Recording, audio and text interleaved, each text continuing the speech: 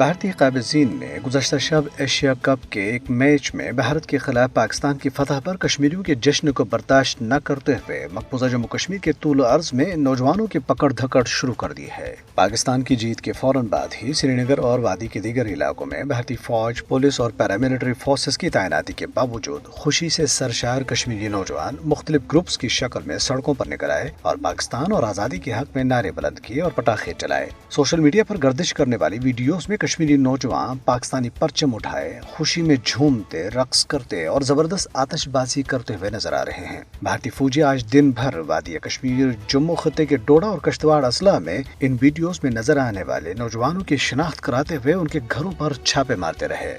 دوسری طرف ہندو فسطائیت کے زہر سے آلود بھارتی معاشرے کے بے شمار لوگوں نے شکست کے بعد بھارت کے غیر ہندو کھلاڑیوں کو ان کے مذہبی پس منظر کی وجہ سے پاکستانی یا خالستانی ایجنٹ قرار دینے کی روایت برقرار رکھتے ہوئے بھارتی سکھ کھلاڑی ارشدیپ سنگھ کو نشانہ بنایا۔ ارشدیپ سے میچ کے آخری اور نازک موقع پر ایک کیچ چھوٹا تھا۔ سوشل میڈیا پر بعض بھارتی صارفین نے مطالبہ کیا ہے کہ ارشدیپ سنگھ کو پاکستان بھجوا دینا چاہیے۔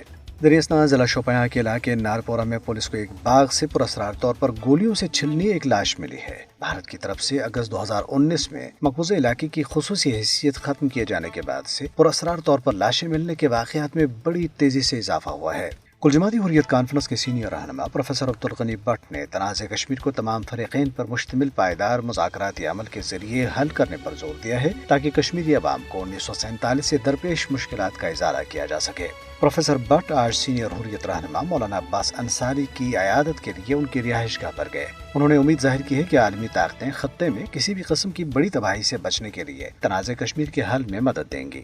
سری نگر میں قائم سول سوسائٹی کے ایک گروپ نے کہا ہے کہ خصوصی حیثیت ختم کیے جانے کے بعد سے غیر قانونی طور پر بھارت کے زیر قبضہ جموں کشمیر میں غیر اعلانیہ مارشل لا نافذ اور ریاستی دہشت گردی میں بے پناہ اضافہ ہوا ہے۔